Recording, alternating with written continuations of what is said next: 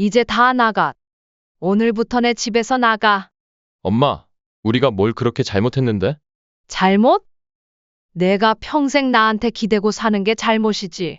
엄마, 요즘 세상이 얼마나 힘든데. 부모가 자식 도와주는 게 당연한 거 아니야? 가족이라면 더 이상 나를 이용하지 말아야지. 여러분, 가족이라는 이유로 당연하게 받아들여지는 것들이 있죠. 부모의 희생, 부모의 도움, 부모의 재산. 하지만 그 당연함이 어느 순간 부모를 짓누르는 족쇄가 된다면 그 관계는 어디까지 유지되어야 할까요?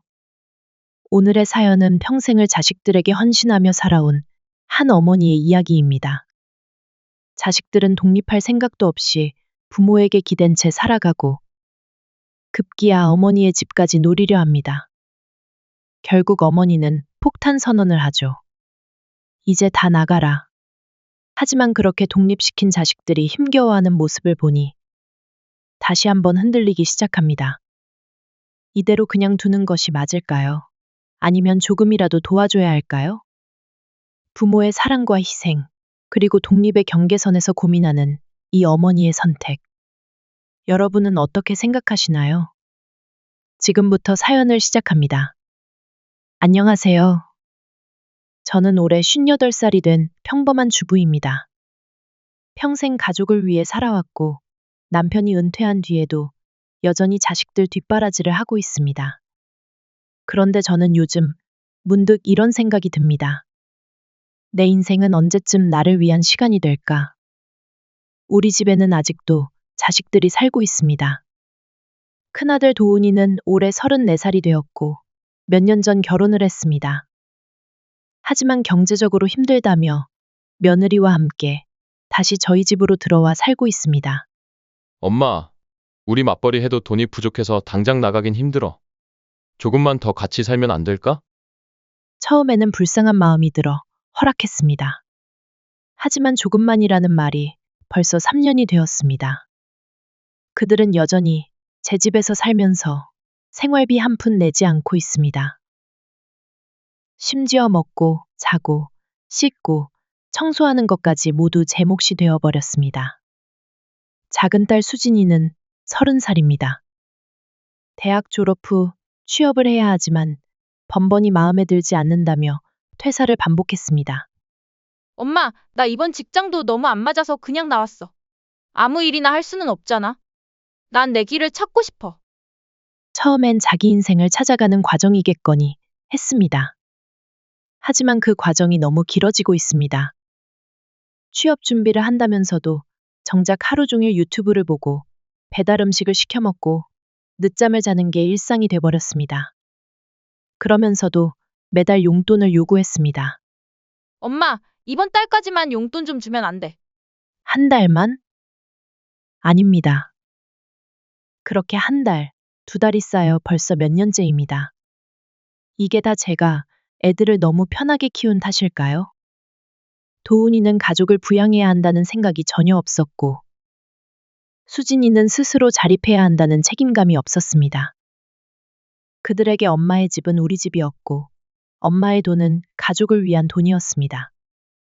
그러던 어느 날, 저는 큰아들과 며느리의 대화를 우연히 듣게 되었습니다. 우리 애도 크는데 여기 계속 사는 거 좀 답답하지 않아?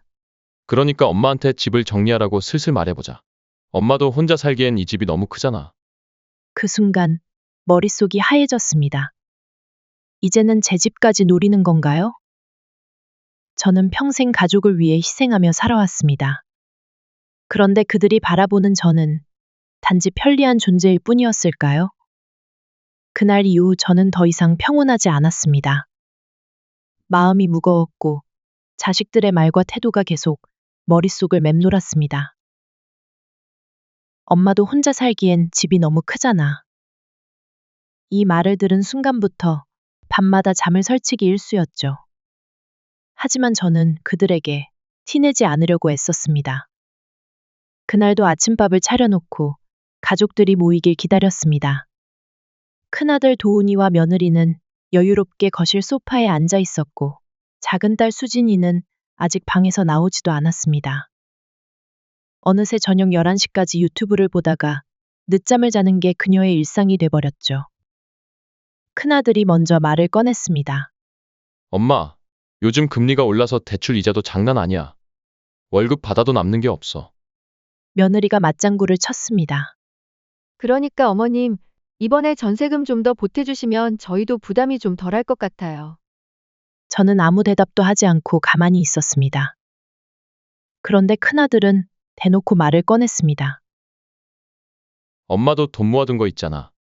우리가 이 집에 사니까 돈 들어갈 일도 없고. 그 순간 제 속에서 무언가가 끓어올랐습니다. 그래서 내 돈을 너희 전세금에 써야 한다는 거야? 며느리는 아주 당당하게 대답했습니다. 아니, 저희만 그런 게 아니라 다른 시댁도 다 그렇게 해준다니까요. 저희 친구는 시댁에서 아예 집을 사줬다니까요. 요즘은 부모님들이 집 한 채씩 사주는 게 당연하다던데요. 순간 어이가 없어서 할 말을 잃었습니다. 내가 너희를 키워주고, 먹여주고, 재워주고, 결혼까지 시켜줬는데 이제는 집까지 사줘야 한다는 거야? 큰아들은 한숨을 쉬며 툴툴댔습니다.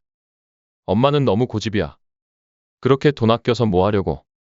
작은 딸 수진이가 방에서 막 나온 참이었는데 갑자기 대화에 끼어들며 한마디 했습니다.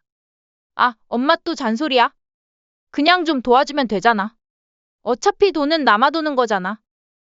그 순간 제 안에서 무언가가 와르르 무너지는 기분이었습니다. 이 아이들은 부모의 돈이 마치 자신의 것인 양 너무도 당연하게 요구하고 있었습니다. 하지만 저는 그동안 아무 말도 못했습니다.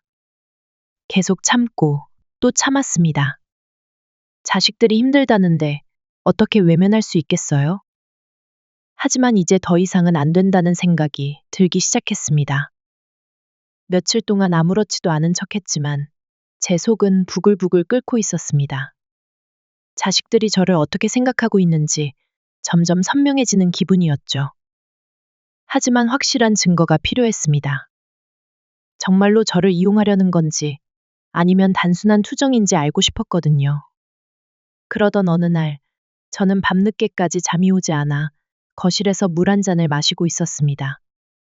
그런데 방에서 작은 소리가 들려왔습니다. 큰아들과 며느리가 이야기하는 소리였습니다. 평소 같으면 문을 닫고 얘기했을 텐데 오늘따라 문이 살짝 열려 있었습니다. 우리 애도 크고 있는데 이렇게 작은 집에서 사는 거 좀 답답하지 않아? 그러니까 엄마한테 슬슬 말해보자니까. 엄마도 이제 혼자 살잖아. 집도 크고 전세라도 빼서 우리한테 보태주면 되지 않아?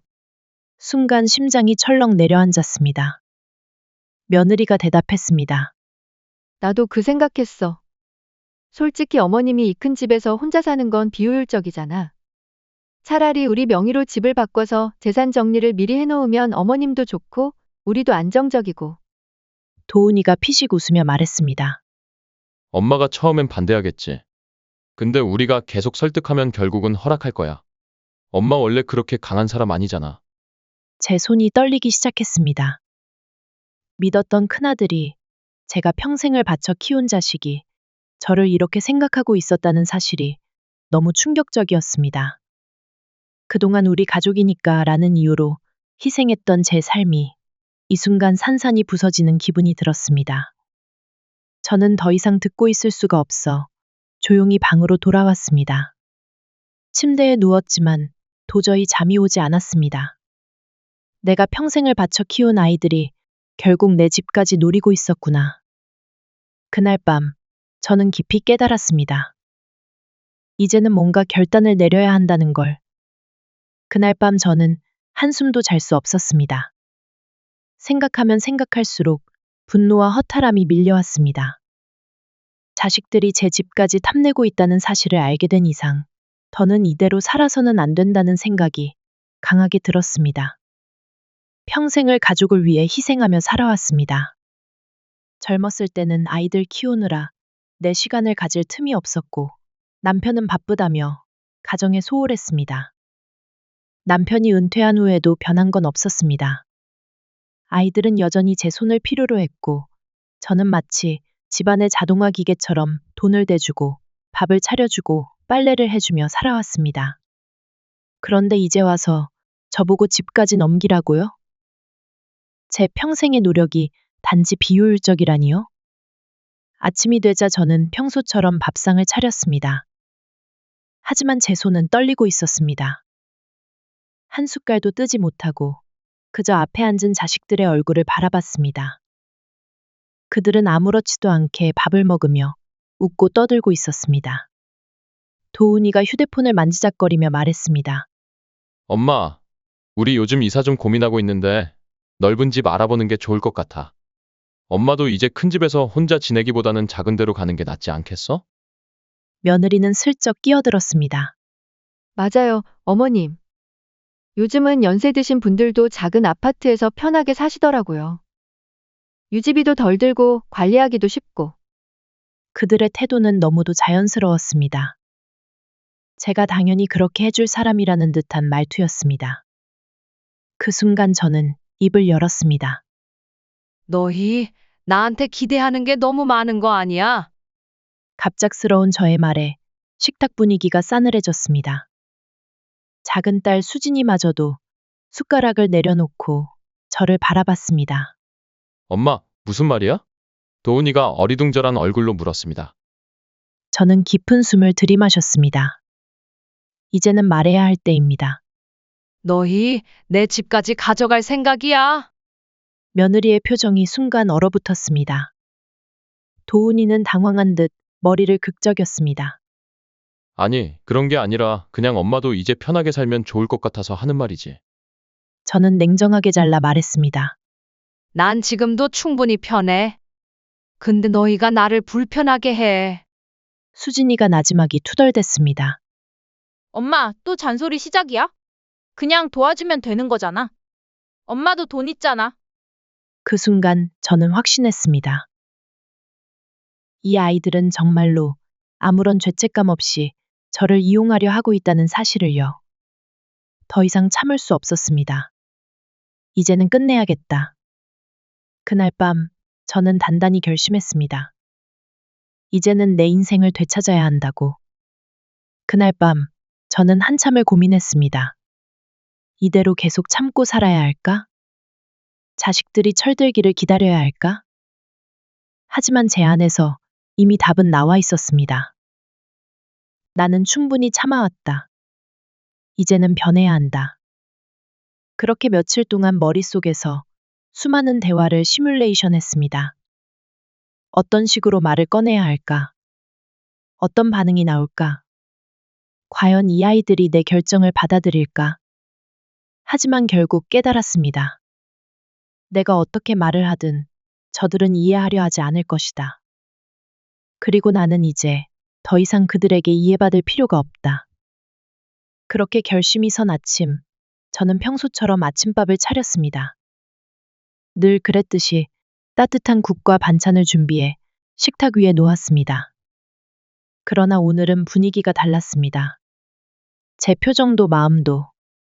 큰아들 도훈이와 며느리는 거실 소파에서 휴대폰을 만지작거리고 있었고, 작은 딸 수진이는 아직도 방에서 나오지 않았습니다. 저는 일부러 평소보다 큰 목소리로 말했습니다. 다들 식탁으로 와서 밥 먹어라. 그들은 아무렇지도 않게 식탁에 둘러앉았습니다. 아무도 오늘이 특별한 날이라는 걸 모른 채 말이죠. 도훈이가 밥을 한술 뜨며 말했습니다. 엄마, 어제 말했던 거 말인데 이사 문제도 그렇고 돈 문제도 그렇고 엄마도 이제 좀 현실적으로 생각해봐야 하지 않겠어? 며느리가 맞장구를 쳤습니다. 맞아요, 어머님. 요즘 다들 부모님 도움받고 사는데 어머님이 너무 고지식하게 생각하시는 것 같아요. 저는 천천히 밥숟가락을 내려놓았습니다. 그리고 아주 차분한 목소리로 입을 열었습니다. 이제 다 내 집에서 나가. 그 순간 식탁 위 공기가 얼어붙는 것 같았습니다. 도훈이가 당황한 얼굴로 저를 쳐다봤습니다. 뭐라고? 저는 다시 한번 또박또박 말했습니다. 이제 다 나가라고. 오늘부터 내 집에서 나가. 며느리의 얼굴이 순간 일그러졌습니다. 어머님, 갑자기 무슨 말씀이세요? 작은 딸 수진이가 방에서 나오더니 상황을 보고 어이없다는 듯 웃었습니다. 엄마, 또 감정적으로 구는 거야? 우리가 무슨 잘못을 했다고. 저는 더 이상 참을 생각이 없었습니다. 잘못? 잘못이라 너희가 평생 나한테 기대고 사는 게 잘못이지. 도훈이가 황당하다는 듯 숟가락을 내려놓았습니다. 엄마, 우리도 힘들어서 그러는 거잖아. 요즘 세상에 혼자 힘으로 살아가는 게 얼마나 어려운데. 며느리도 목소리를 높였습니다. 맞아요. 다른 시댁들은 다들 자식들한테 집도 사주고 지원도 해준다던데 우리만 이렇게 쫓아내면 너무하신 거 아니에요? 저는 그 순간 그들의 시선과 말투에서 한 가지를 깨달았습니다. 이 사람들은 내가 평생을 희생해도 단 한 번도 고마운 줄을 모르겠구나. 저는 단호하게 말했습니다. 나는 너희들한테 집을 사줄 생각도 없고 돈을 대줄 생각도 없어. 너희는 이제 각자 살아. 작은 딸 수진이가 소리를 질렀습니다. 엄마, 나 아직 취업도 안 했는데 어떻게 나가? 그건 내가 알아서 해야지. 내가 언제까지 책임져야 하니? 도훈이가 얼굴을 붉히며 말했습니다. 엄마, 지금 이게 부모가 할 말이야? 우린 가족이야. 그 말을 듣자 제 안에서 억눌려 있던 감정이 터졌습니다. 그래. 우린 가족이지. 그런데 왜 나한테만 희생하라고 해? 왜 너희는 아무것도 하지 않으면서 당연하게 받아가려고만 하니? 순간 모두가 입을 다물었습니다. 저는 깊이 숨을 들이마시고 다시 말했습니다. 오늘부터 각자 짐을 싸. 더 이상은 못 참아. 이 집에서 나가. 도훈과 수진, 그리고 며느리는 믿을 수 없다는 듯 저를 바라봤습니다. 하지만 이번만큼은 저는 흔들리지 않았습니다. 이제야 비로소 저는 제 목소리를 내기 시작했습니다. 제 말을 듣고 다들 멍한 얼굴로 저를 바라보았습니다. 큰아들 도훈이는 황당하다는 듯 헛웃음을 지었고 작은 딸 수진이는 팔짱을 낀 채 인상을 찌푸렸습니다. 그러나 가장 먼저 입을 연 건 며느리였습니다. 어머님, 지금 장난하세요? 그녀는 저를 똑바로 쳐다보며 믿을 수 없다는 듯 웃었습니다.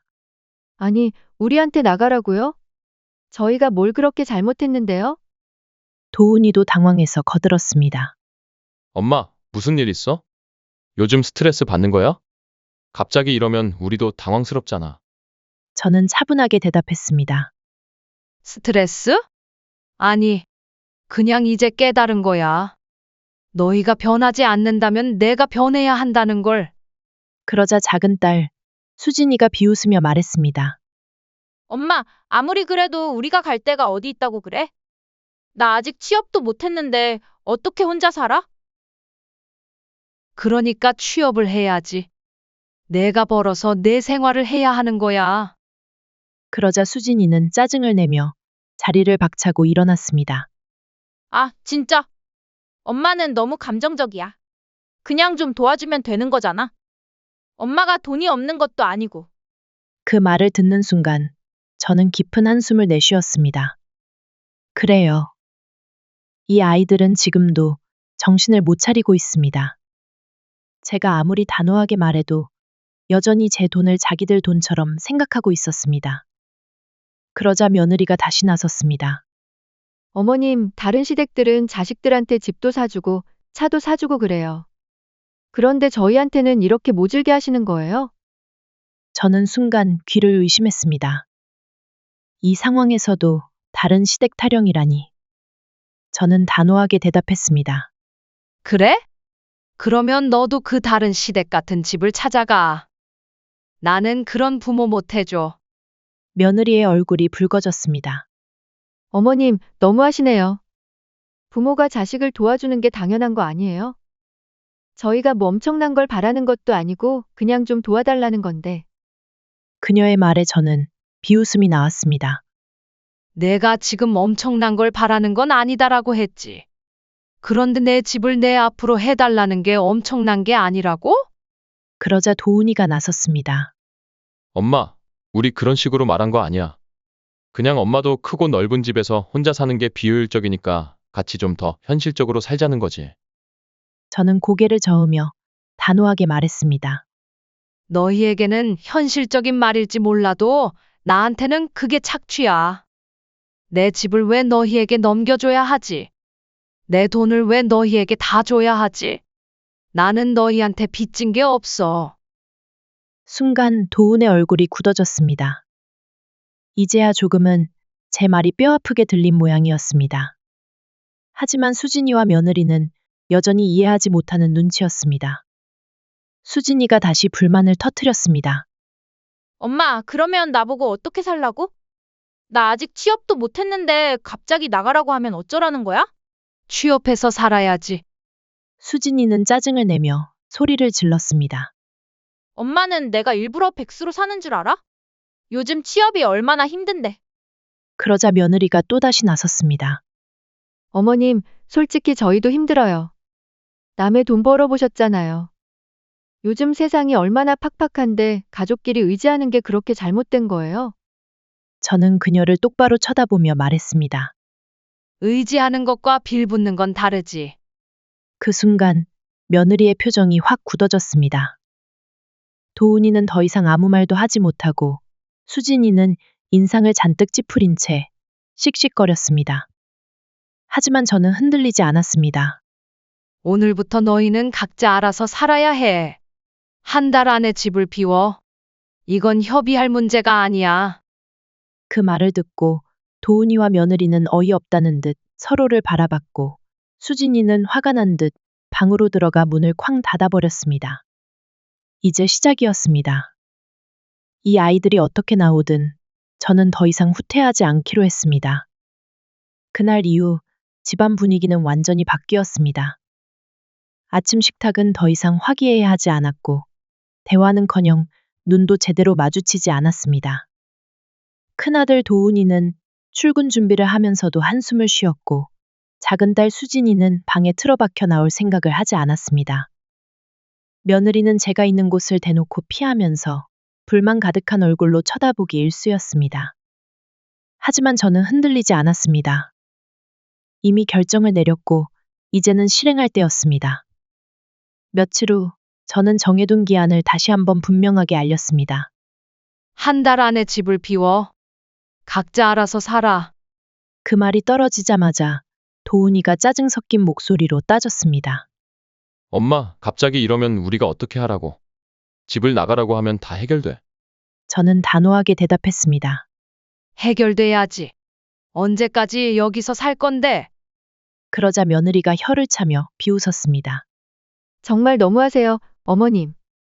부모가 자식한테 해줄 수 있는 게 이 정도도 안 되는 거예요? 저는 더 이상 말이 통하지 않는다는 걸 알았습니다. 그리고 쐐기를 박듯 덧붙였습니다.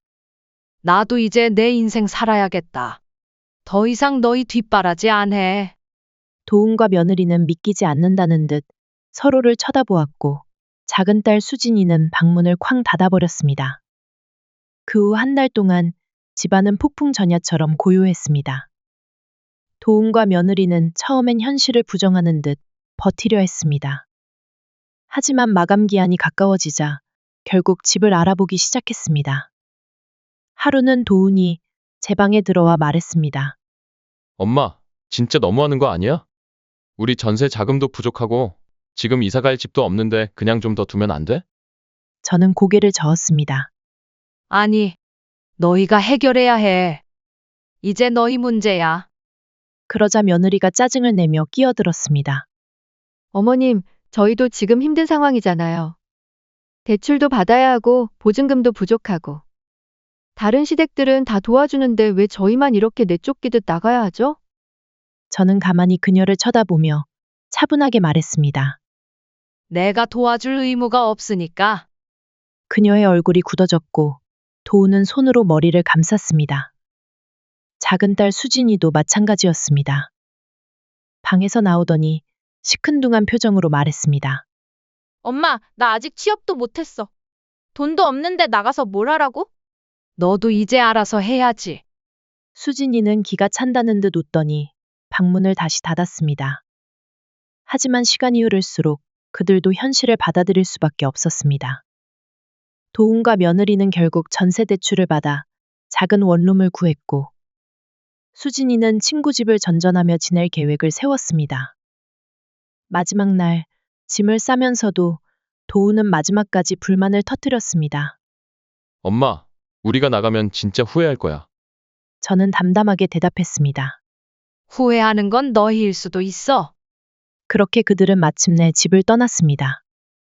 집안이 텅 빈 듯한 느낌이 들었지만 이상하게도 제 마음은 가벼웠습니다. 마치 오랜 짐을 내려놓은 기분이었습니다. 이제야 비로소 제 인생을 살 수 있을 것 같았습니다.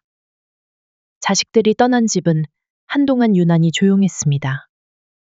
매일같이 들리던 TV 소리도, 거실에서 들리던 말소리도, 식탁에서 부딪히는 숟가락 소리도 사라졌습니다. 이렇게 조용한 집이 낯설게 느껴지더군요. 처음에는 후련할 줄 알았습니다.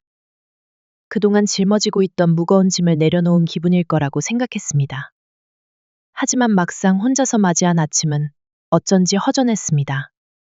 평소 같으면 큰아들 도훈이는 출근 준비를 하면서 거실을 왔다 갔다 하고, 작은 딸 수진이는 늦잠을 자다가 제가 깨우는 소리에 투덜거리며 일어났을 텐데요.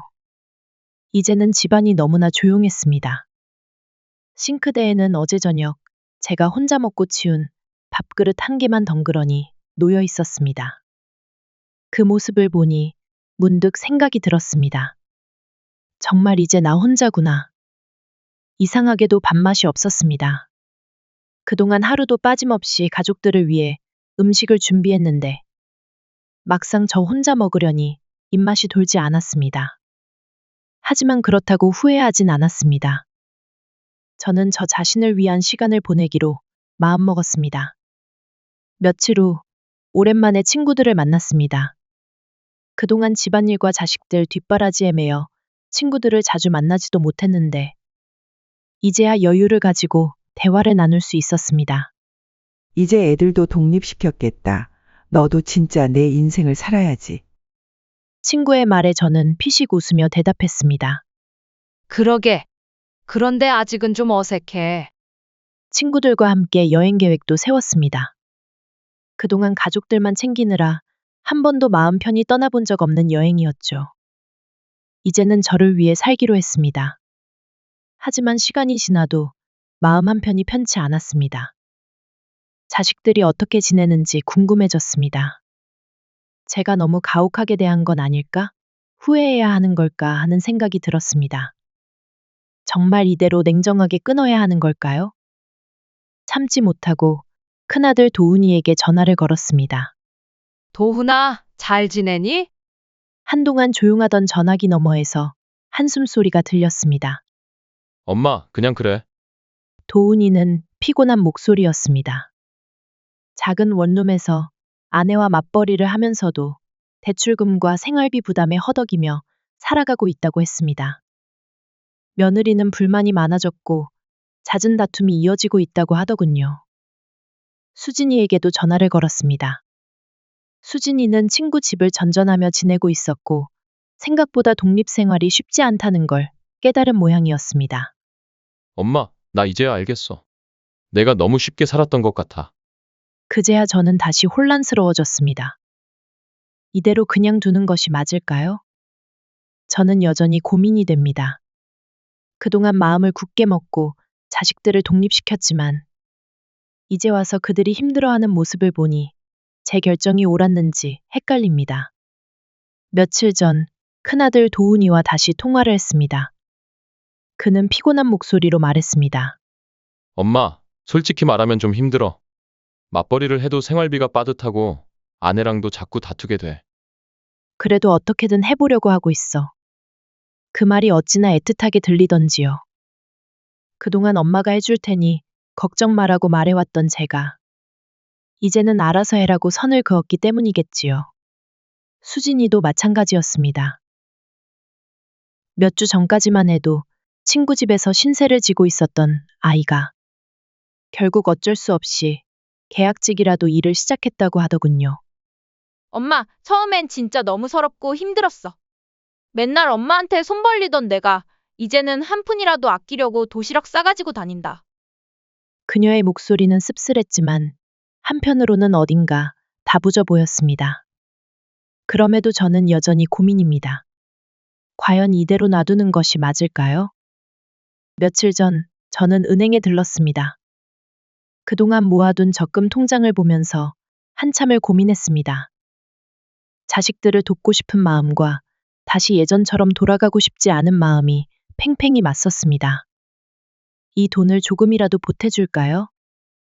아니면 이대로 두고 정말로 그들이 스스로 살아갈 수 있도록 내버려둬야 할까요? 제가 그들을 독립시키고 싶었던 이유는 더 이상 희생하는 엄마로 살고 싶지 않아서였습니다. 하지만 정작 그들이 힘들어하는 모습을 보니 엄마로서 완전히 외면하는 것이 맞는지 확신이 서지 않습니다. 그래서 저는 여러분께 묻고 싶습니다. 제가 이대로 자식들을 그냥 두는 것이 맞을까요? 아니면 조금이라도 도와줘야 할까요? 여러분이라면 어떻게 하시겠습니까? 댓글로 여러분의 의견을 들려주세요.